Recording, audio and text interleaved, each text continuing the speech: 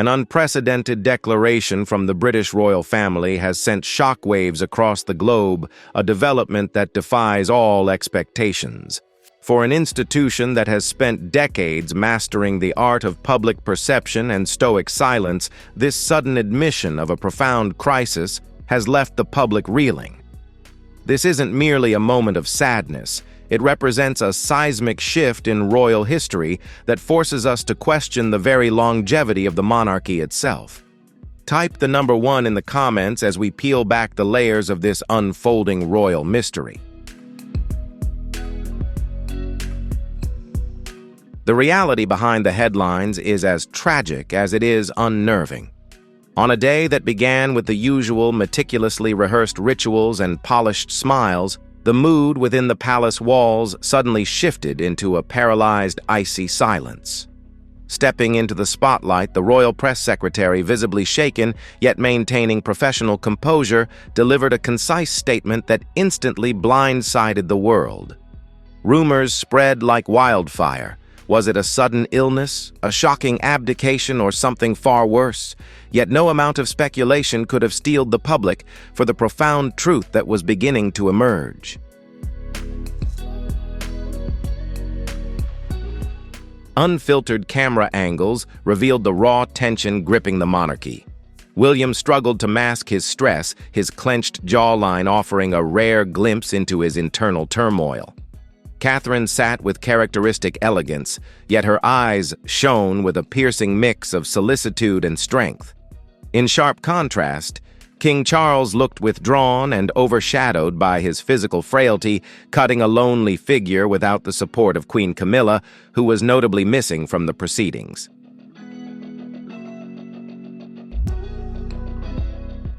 It was a silence that spoke volumes, unsettling and unexplained, doing nothing to reassure the public and everything to fuel speculation. Within the privacy of the palace, the illusion of stability was crumbling, revealing that the monarch's condition was significantly more precarious than the world had been led to believe. Rumors of his decline had been simmering in the background for quite some time, but the severity of the situation had finally crossed a line where it could no longer be concealed.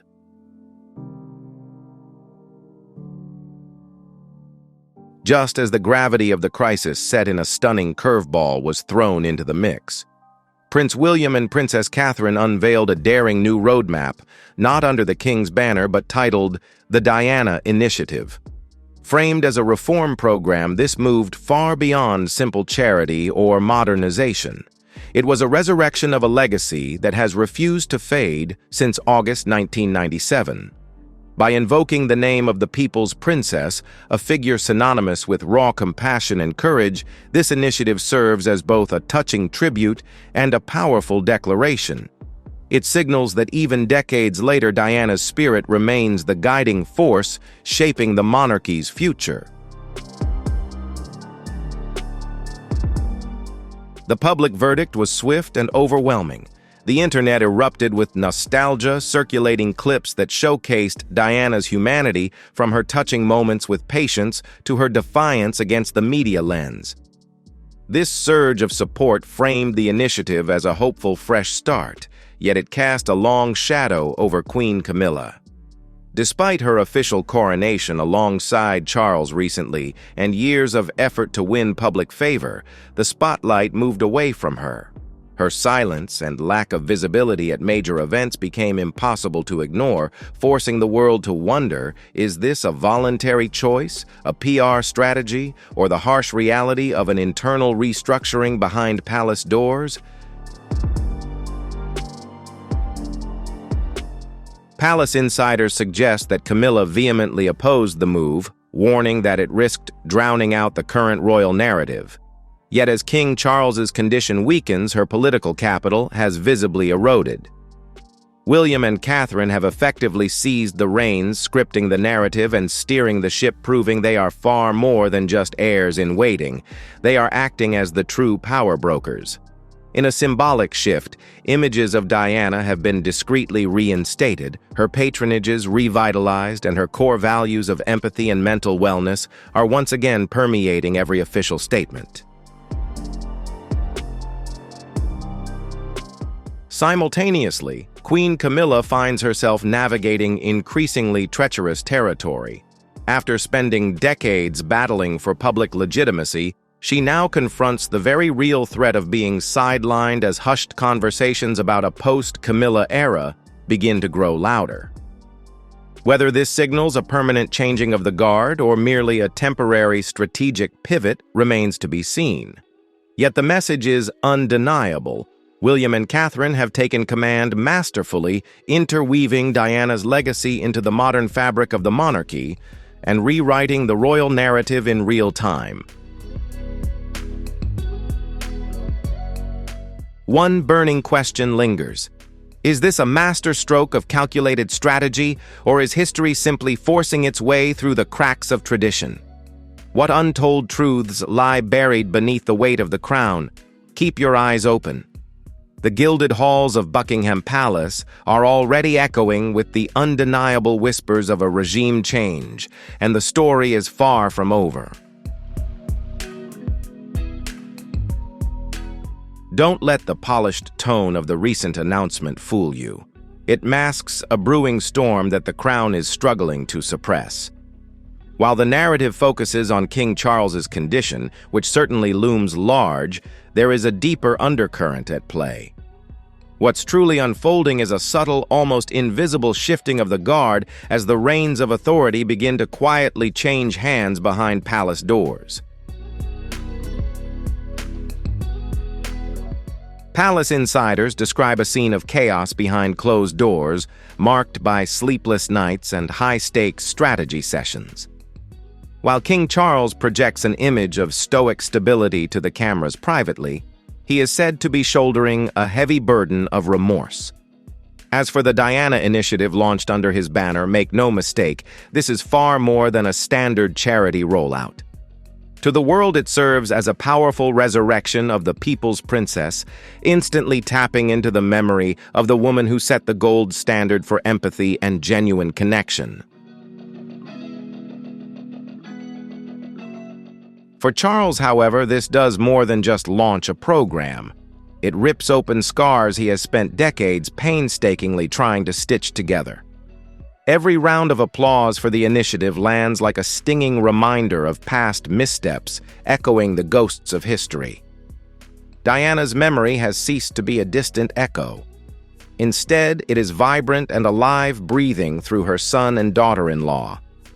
In William's steel-eyed determination and Catherine's effortless grace, we see the undeniable reflection of the very values Diana championed.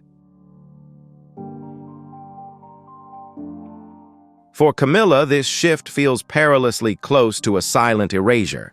After decades spent painstakingly reconstructing her public image to earn a fragile acceptance, she suddenly finds herself eclipsed once more. Her conspicuous absence from key moments has sparked intense debate. Is this a calculated step back or a forced retreat? Meanwhile, the whispers are growing louder, suggesting her influence is rapidly waning and her chapter in royal history is shrinking as the colossal legacy of Diana returns to dominate the spotlight. Interestingly, William displays no overt ambition to seize the throne, yet his presence seems to naturally permeate every void left behind. Unassuming but effective, he is fundamentally reshaping the monarchy's identity, making it modern, empathetic, and accessible. Insiders suggest a telling detail: many of the initiative's key speeches were not penned by Charles's courtiers, but drafted by William and Catherine themselves. If accurate, this signals a massive pivot. The heirs have ceased to be passive observers waiting in the wings. They are actively driving the narrative at this very moment.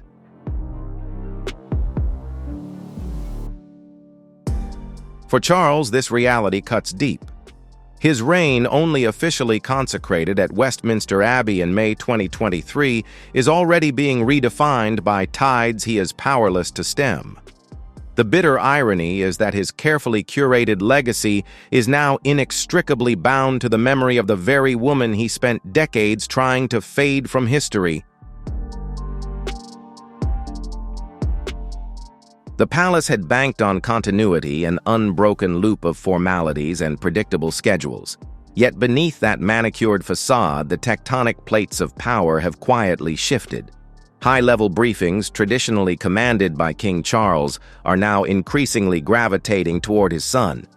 It didn't take long for the press corps to catch on. Suddenly, Kensington Palace, not Clarence House, became the true center of gravity, where journalists went chasing the real story.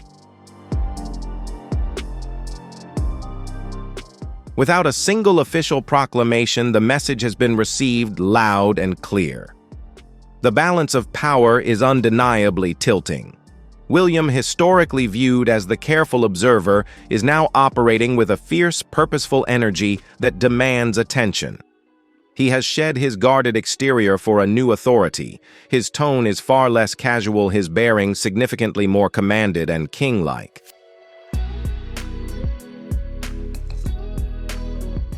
Away from the public eye, sources describe him architecting the future not with haste, but with exacting care, drafting a blueprint for his legacy with the discipline of a commander. Do not mistake this for an uprising. It is far too quiet for that. It is a velvet revolution, a takeover so understated it feels almost accidental to the casual observer. Yet those paying close attention see the deliberate shift in power. And he has a powerful ally by his side. Beside him, Princess Catherine commands a level of respect that renders titles secondary. Her presence in community centers and hospitals isn't a performance of obligation, it is a masterclass in genuine engagement. While Queen Camilla built her standing through calculated appearances and inner-circle relationships, Catherine has forged something far more resilient, organic public faith. Each calming gesture and steady appearance reinforces her role as the family's unshakable bedrock, holding the institution together while the ground shifts beneath them. The contrast is impossible to ignore. After fighting tooth and nail to secure even a reluctant acceptance at the 2023 coronation, Camilla is now becoming a ghost in her own palace. Her headlines are drying up and her image is reportedly being scrubbed from key locations. With her patronages receiving less spotlight and her loyalists exiting the stage one by one, the prevailing theory is chilling. This silence isn't a personal choice, it looks like she is being pushed out. For a sitting queen, silence is often sharper than a scream. Being ignored is worse than being judged. Her private refuge, Ray Mill, has lost its power to shield her. What was once a safe haven from royal rituals is now the epicenter of intrigue.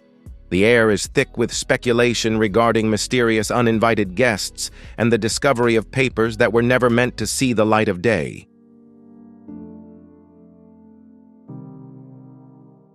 Validity aside, these whispers cement the image of a figure once commanding center stage, now being inexorably pushed to the periphery. In the same breath, William and Catherine are actively rewriting the royal script in real time. Their authority isn't broadcasted through decrees, but demonstrated through nuance evident in their genuine warmth and their uncanny ability to channel the very ideals of compassion that were once the signature of Princess Diana.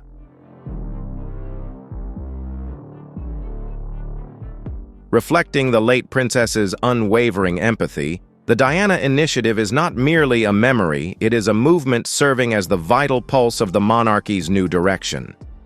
King Charles still wears the crown, yet his reign feels increasingly ceremonial. He resembles a figurehead watching from a distance, a monarch who has seemingly accepted his role to facilitate evolution rather than resist the inevitable shift in power.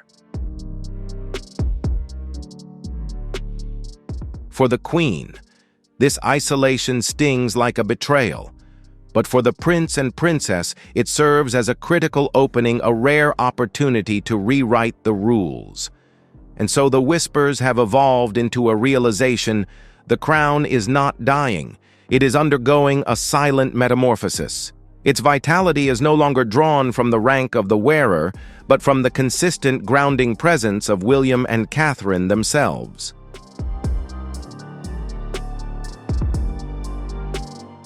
This isn't a monarchy in crisis, it is a monarchy in metamorphosis.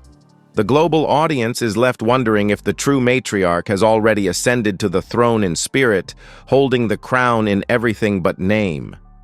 Yet a chilling question remains. What happens when the palace silence speaks louder than its decrees? What deep secrets are currently rattling the very foundations of the family? Stay tuned because the final chapter hasn't been written yet.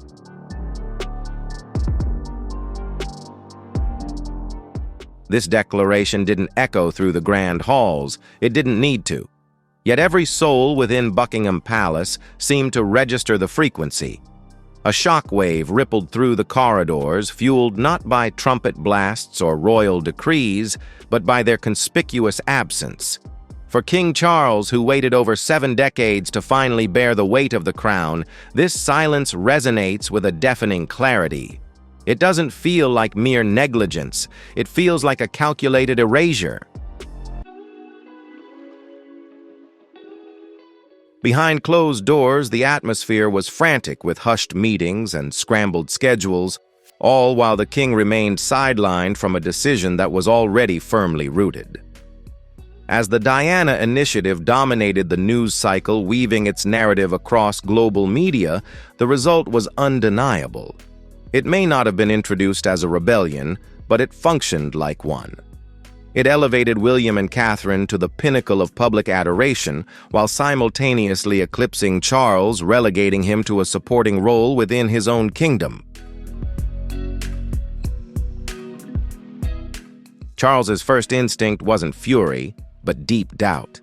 The question burned had empathy been rebranded as a political tactic. The eventual sit-down at Clarence House was thick with unspoken friction. The atmosphere was dense enough to crush the air out of the room.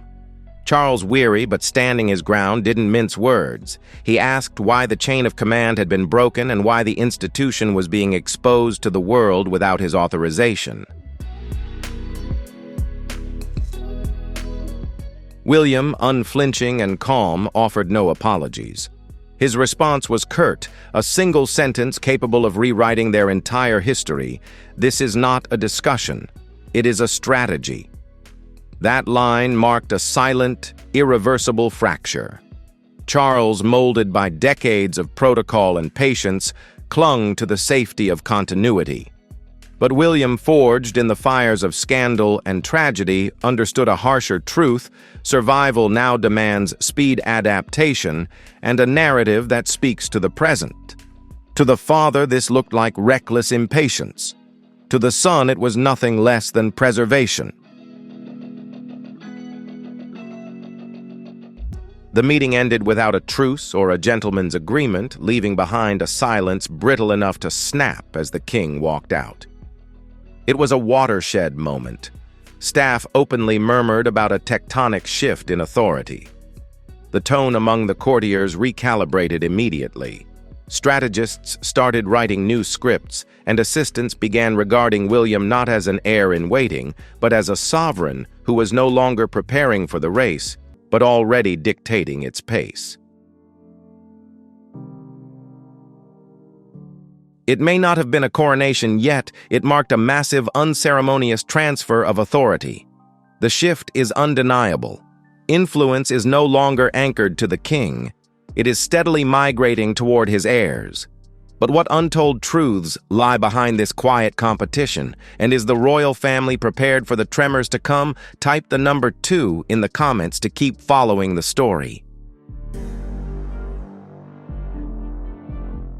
The first shockwave wasn't triggered by a grand speech or a royal decree, but by a few carefully curated words. What started as a polite remark at a charity luncheon became the spark that set the palace rumor mill on fire. When asked about the Diana Initiative, Queen Camilla offered a gentle smile and a chilling reply. "The royal family has always served with dedication. We do not need to invoke the past to prove that." To the casual observer, it was a standard formality. But to the press and the public, It was a thinly veiled jab aimed not just at Diana's memory, but directly at the woman now bearing her torch, Catherine, the Princess of Wales.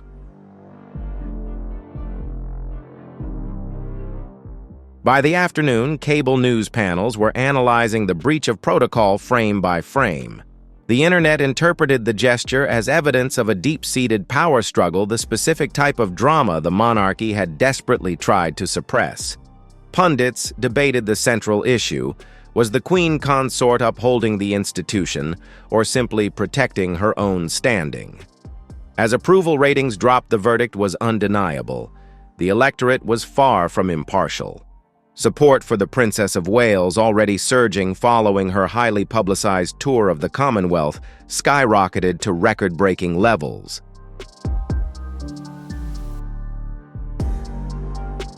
Yet the princess chose not to engage in a public tit-for-tat. She let the news cycle breathe, eventually breaking her silence during an unassuming community roundtable for her cause. Skipping any defensive manifesto or sharp retorts, she offered a single resonant observation.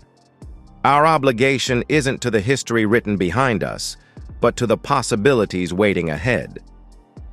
The delivery was poised, yet unmistakable. It served less as a reply and more as a strategic pivot, highlighting a stark divergence. While the Queen Consort guarded the status quo, the princess was embodying evolution. The difference in their philosophies was undeniable. On one side stood a consort, entrenched in the institution's gears, reliable yet unyielding. On the other, a leader-in-waiting who projected compassion, relevance, and intent. The electorate picked up on the dynamic instantly. Pundits began to debate the real issue.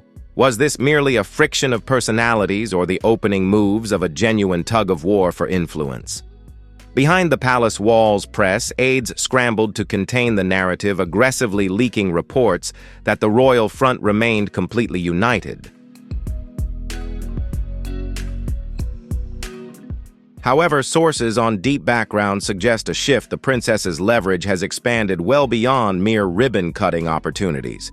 She is driving the cultural agenda, architecting policy, and quietly overhauling the definition of authority inside the firm. Distinct figures, divergent paths. Although the institution maintains a facade of tranquility, the populace is increasingly choosing teams.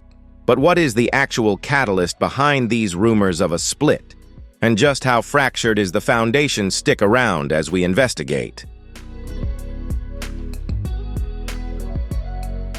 The rumors were circulating through the corridors well before the tabloids caught the scent. This wasn't the standard gossip regarding wardrobe malfunctions or gala gaffes. It was chatter concerning a profound, unsettling shift. A Cold War was brewing in plain sight. There were instances where the Princess Royal, typically the gold standard of discipline, let visible irritation show piercing the veil of royal decorum. Is this merely a domestic squabble or the initial fracture in the monarchy's bedrock? The mystery lingers as the truth stays under lock and key. To observers familiar with the Princess Royal, this conduct is hardly a shock. She isn't one to stir the pot simply to grab headlines. When she chooses to push back, it is a calculated maneuver driven by ethics rather than ego. And in this instance, she isn't locking horns with a staffer or a mid-level bureaucrat. Her opposition is the Queen Consort herself. The Princess Royal has long held that the institution is more than mere pageantry, extending beyond noble ranks or balcony appearances. In her eyes, it is an active obligation to the citizenry. Any figure, regardless of rank, who jeopardizes that mandate will meet her stiff opposition. Yet the Queen Consort is a veteran of public warfare. Her resilience was hardened in the fires of tabloid outrage, controversy, and constant observation. From the era of relentless media attacks to her coronation at Westminster Abbey in May 2023, she has demonstrated that she is tenacious, calculating, and a master of endurance. To assume she would fold under criticism or Anne's stoic disapproval is a massive miscalculation. If the Princess Royal symbolizes unvarnished integrity and service, the Queen Consort personifies quiet grit and tactical maneuvering. Collectively, they act as opposing currents, meeting in what is arguably the most understated friction point in the modern era of the monarchy. This friction isn't a recent development. Insiders suggest the animosity has been brewing for generations well before the consort's formal integration into the firm. Their shared past is knotted with ancient grievances, complex romantic histories, and pivotal choices that reshaped their lives in unpredictable ways. To really grasp the current freeze, you have to rewind to the 1970s, when the Princess Royal was captivated by Andrew Parker Bowles, a dashing officer with undeniable swagger. The relationship was electric, and speculation about a marriage was rampant. However, the act of settlement presented a non-negotiable roadblock. Because Andrew was Catholic, marrying him would have required Anne to surrender her royal standing. The romance, no matter how genuine, was doomed by ancient statutes. Camilla's subsequent ties to both Andrew and Charles only thickened the plot, transforming overlapping love triangles into a permanent, complicated legacy that irrevocably shaped the House of Windsor. This tangled network of vintage romances and official responsibilities paved the way for the icy stares and clipped dialogue now leaking into the public sphere. Therefore, when the Princess Royal's frustration bubbles up, it isn't simple hard-headedness. It is rooted in a half-century of private lore, emotional treason, and necessary concessions. And when the Queen Consort stands firm, it isn't just vanity. It represents the grit of a survivor who has scrapped for decades to ensure she isn't written out of the narrative. This isn't merely tabloid fodder. It is a quiet Cold War waged through political capital, allegiance, and heritage.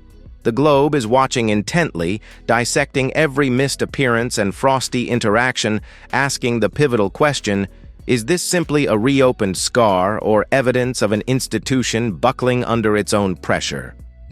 One fact remains undeniable. The standoff between the Princess Royal and the Queen Consort transcends rank or pageantry. It is a contest over who gets to architect the firm's trajectory and who in the final historical analysis will be recorded as its ultimate guardian. Lately, the tension flared up again, not in hushed whispers, but right in the public eye at the University of London's Great Hall, where the Queen Consort was being recognized for her literacy advocacy. The room buzzed with a mix of grandeur and anxiety. Camilla arrived with regal poise, Anne with quiet dignity, yet even their body language was read as a coded message. When the consort motioned for the princess to walk ahead, Anne declined, stepping back to let Camilla pass. It might have looked like a small courtesy, but it was a gesture heavy with symbolism. Just days later, the palace released a statement confirming the Queen Consort would sit out a major engagement to treat a chest infection. It might have been standard procedure, yet the timing raised immediate eyebrows. Why withdraw right on the heels of such a high-profile ceremony? Was this genuinely a health setback or something deeper and more strategic? Meanwhile, the Princess Royal pressed on with her itinerary in New Brunswick, and her lack of comment only served to stoke the growing rumors. The public is asking the hard questions. Is this a battle of egos or ethics? You have Anne, the gold standard of discipline and structure, squared off against Camilla, who climbed the long ladder from public rejection to the throne. The rumor mill is churning out theories about legal skirmishes and quiet turf wars. Maybe this will all fade into the background, or we could be watching the clouds gather for the next massive storm to hit the monarchy. Transparency is not an act of cruelty. It is considered the highest measure of trust. Questions about biological eligibility and authenticity of lineage now seem to have moved beyond the tabloid pages and into the very heart of Windsor's legal system. At Clarence House, an unprecedented decision is believed to have been made, activating Regency Clause 14, a mechanism seen as freezing recognition for cases where there is ambiguity in the evidence.